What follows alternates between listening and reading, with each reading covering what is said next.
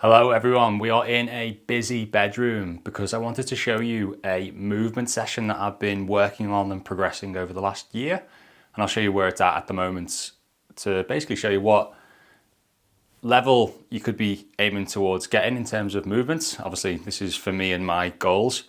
The reason I'm doing these exercises or these movements is regarding the ankylosing spondylitis. I'm trying to regain proper movement and movement capabilities around mostly the pelvis and SI joints and into the hips. Obviously, when I've lost good movement here in flare-ups back in the past, it's not just that gets affected, it's the whole system, whole body. But very much so looking at the pelvis area and how I'm going to generate power and movement from those areas. My reason being is sport, so playing lots of tennis at the moment. So it's big for the tennis, but I've also done MMA in the past, and I'm probably going to go back to that relatively soon after this tennis phase. Luckily, obviously very different sports, but luckily, or maybe why I chose them, is they're both very much generating power or that swing motion from the hips. What we don't want when we're doing these sports is tennis, we don't just swing from the arms, you ain't going to get much power or whip. And with boxing, we don't just punch from the arms. With both of them, it's the hip swing. It's the ability to rotate at the hips to generate power from the legs, from the floor. And that's kind of what most of this session's about. Before I put you all off, yes, for sure this isn't a beginner session. This is more just me wanting to show you what I'm doing at the moment.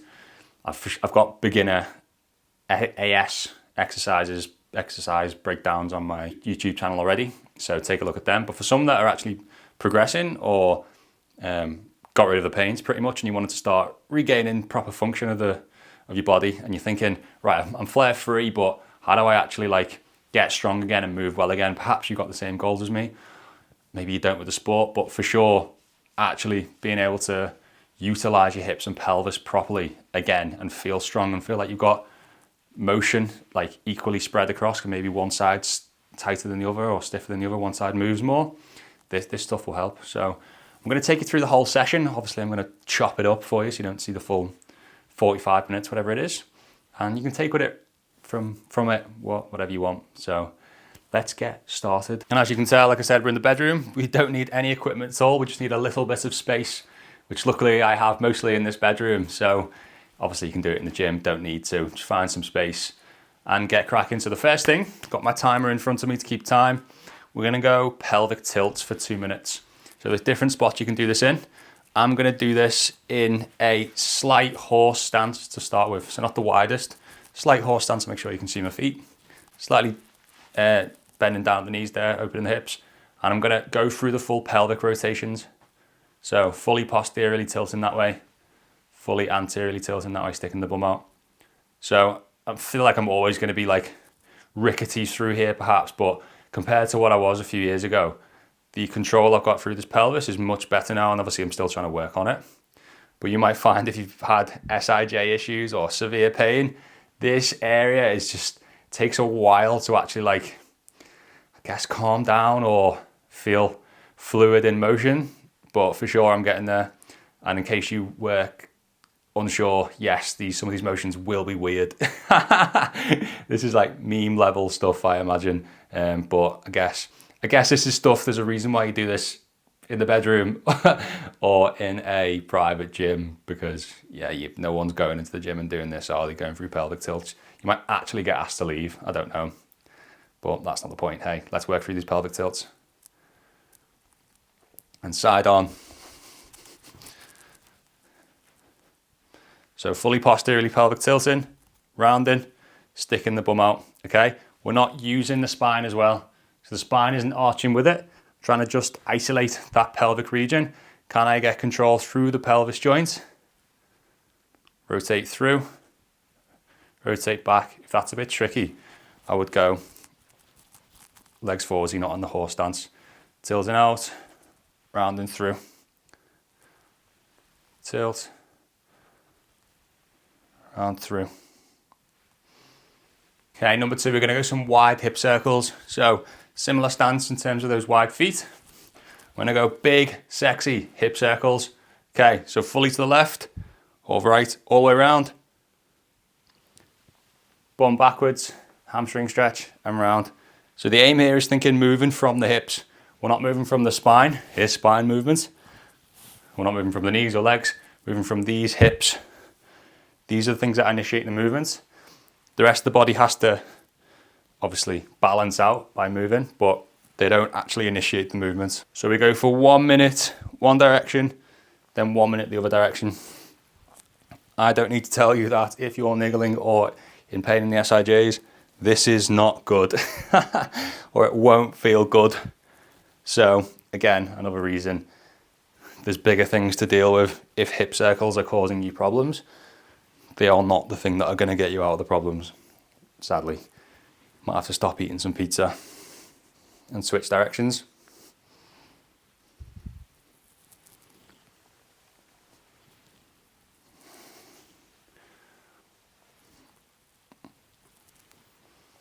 You might notice one way round is easier than the other.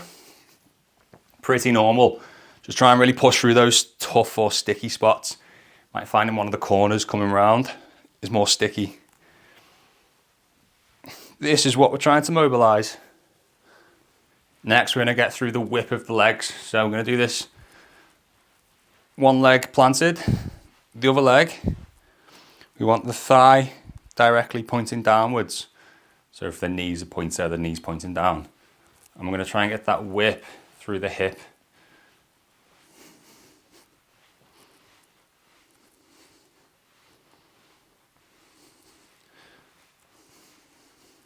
So we go 1 minute one direction, and then 1 minute the other direction. But we would go to the other leg next. So 1 minute there.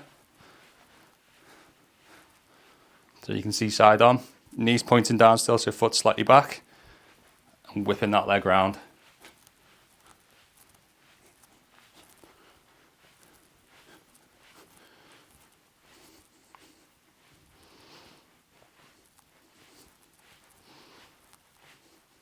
And then we'd go other direction. So I went out first, now we're going in.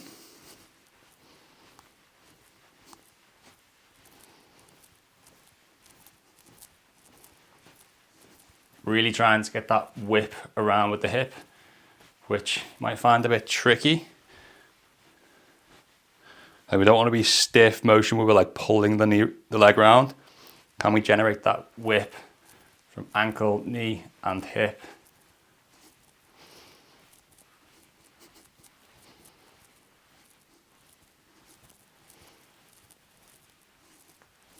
Next, now we're going to get a little bit painful into that hip, or a little bit burny, not painful.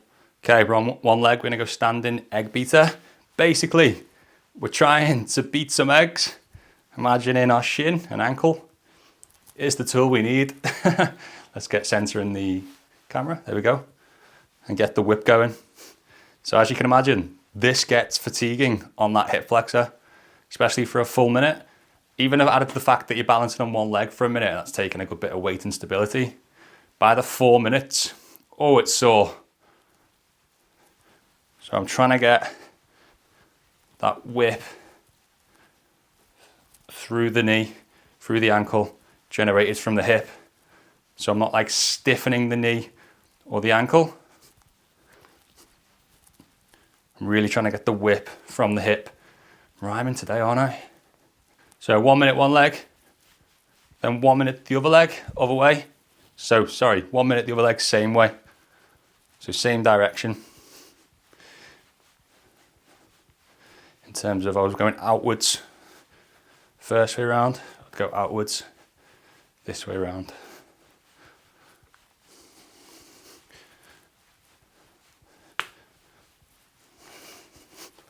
Test your balance as well. So I spent a good amount of time training with a guy who's trained Davido Portal, and he's big in the movement space.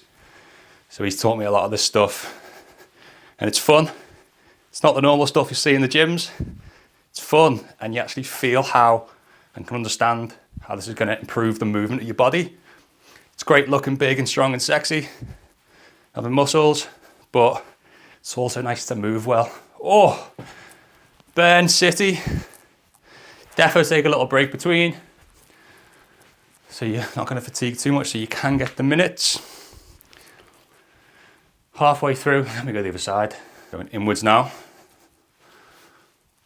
Make sure you can see.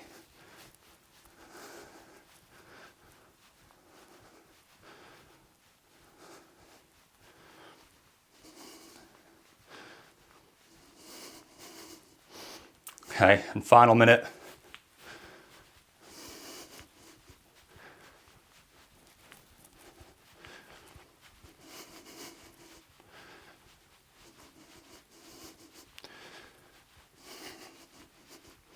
Straight after this, we're going to go into a couch stretch because you're going to need it. Hip flexors, quads are going to really tighten up.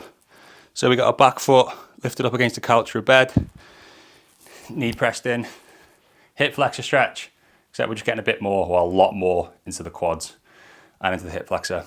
Don't just jump into this if you've not done it. This is quite an intense quad and hip stretch.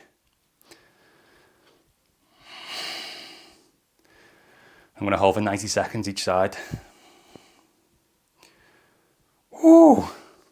So in case you don't understand what's going on behind, it looks like that, but obviously my foot's lifted up on the couch.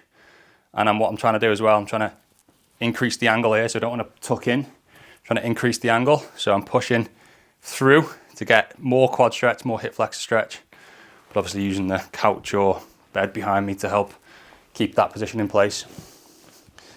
Set up the other side. Yeah, so there's me just like trying to avoid it. I'm gonna push into it. Okay, so pushing into the stretch. It's not about how far forward can you get into that leg. That actually takes the stretch off. It's actually how much can we encourage this quad and hip muscle, hip flexor muscle to have to lengthen. And you know you're doing it because you'll feel it. Horse stance rotations. So wide feet. We're going to drop down, push knees out. If you can see me from side on, important thing here, we want to try and keep a vertical torso. So this isn't a hinge. We're not hinging at the hips. We're trying to bend at the knees, but keep our glutes underneath us. Okay, so knees out, wide feet, tucking bum under, torso staying vertical.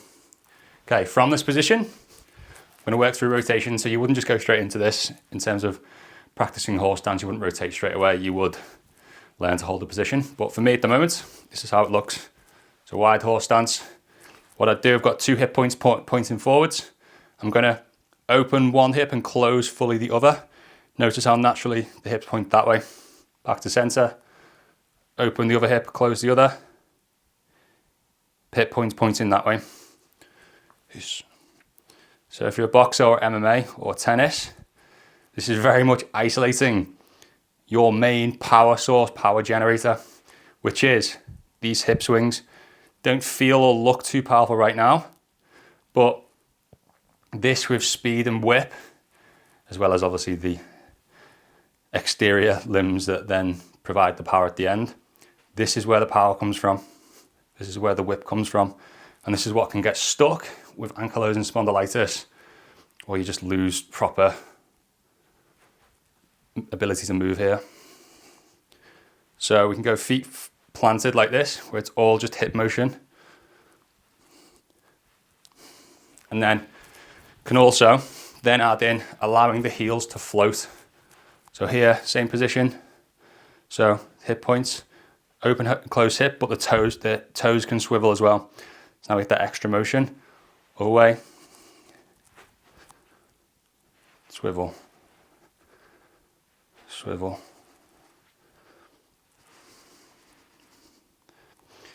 So if you imagine MMA, for example, here, it's that hip motion that comes through when we throw a punch.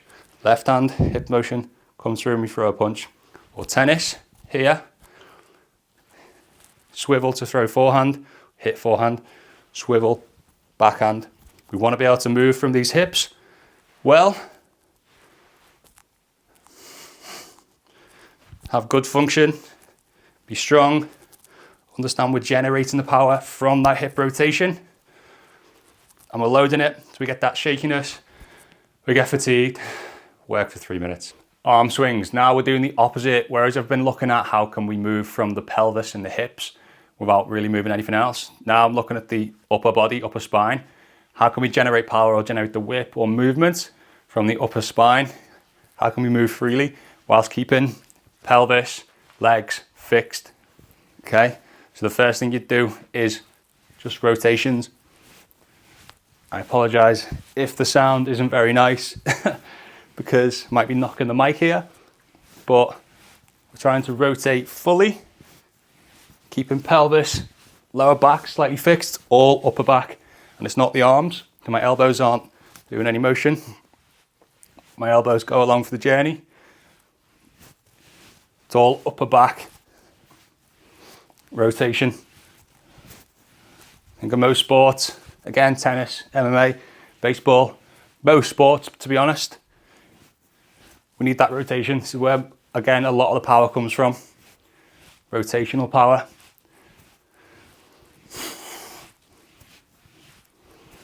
With AS, we get sore upper back, we get inflammation into the upper back. I imagine we lose a lot of this motion. I say imagine because I never had upper back issues, I guess. So we do rotations, we do front stroke,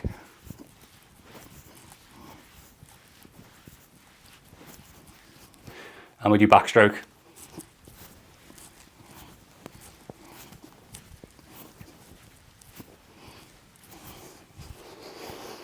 Oh, 1 minute of each. And the final thing of what I'd start to look at is now putting it all together. Might have seen McGregor do this one. This is using hips, using rotation, arms along for the ride. Can we get that whip? This might sound nasty on the audio, but I might mute it. And then adding in some jumping work or a jumping pattern. Again, arms along for the ride, swinging forward and back, but the whip and the power generation is from the actual dropping and lifting of the legs, the timing of the legs. I'm not whipping my arms, I'm not swinging my arms. I'm just letting them move. And it's the leg motion that's sending them forwards and backwards. And then I build this into forward and back. Can build this into full circles, both ways. Then we can add in circle, tap, full circle, tap, circle, circle, tap, circle, circle, tap. And you can see how I'm incorporating everything that I've worked on. And for my sports, this is combining everything together to see how much power I can generate from the floor and rotation through the spine so I can move and be as athletic as I can be. Again, no one's doing this in the mirrors in the gym, so maybe this is why we do it in the bedroom. But anyway, this is everything.